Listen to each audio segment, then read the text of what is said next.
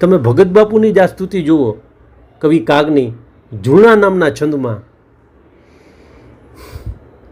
હે બાન બે બાન માત તુજને રેટા અને વિસારી બાપનું નામ દીધું. એ ચારણો જન્મથી પક્ષપાતી બની શરણ જનની તણું એક લીધું. તેલડાવી ઘણા લાડ મોટા કર્યા અને પ્રથમ સત કાવ્યના દૂધ પાયા. આ ખોડલે ખેલવા બાળને માવડી હવે આજ તરસોડ માં જોગ માયા. આ ખોડલે ખેલવા બાળને માવડી આજ તરસોડ માં જોગ માયા. આ સ્તુતિમાં, આ ઝૂલણા નામના છંદમાં એવી ભાવના છે કે અમે ચારણો જોગમાયાના સંતાનો છીએ, જોગમાયાના છોરું કહેવાઈએ છીએ.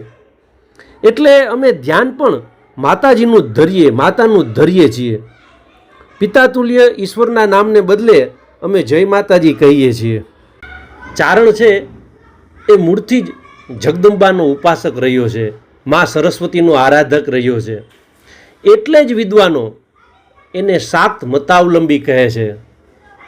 જગતજનની મા ભગવતીએ, મા સતીએ, મા પાર્વતીએ ચારણોને વચન આપેલું કે તમે સ્મરણ કરશો તો હું રક્ષાર્થે આવીશ અને ચારણ કુળમાં અવતાર લઈશ. આ વાતની પૂર્ણ પ્રતીતિ થાય એ રીતે આજ પર્યંત, આજ લગી, આજ સુધી ચારણ કુળમાં આ પરંપરા જળવાયેલ છે. તેથી જ ચારણોને અન્ય સમાજે દેવીપુત્ર સરસ્વતીનું બિરુદ આપ્યું છે. ચારણોની શક્તિ ઉપાસનાની પરંપરાઓ અતિ પ્રાચીન છે.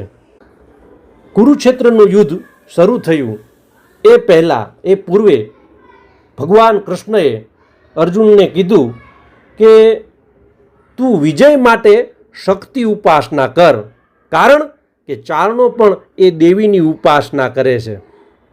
આ દાખલો એ ચારણોની શક્તિ ઉપાસનાની પરંપરાનો અહીં સ્પષ્ટ મળે છે.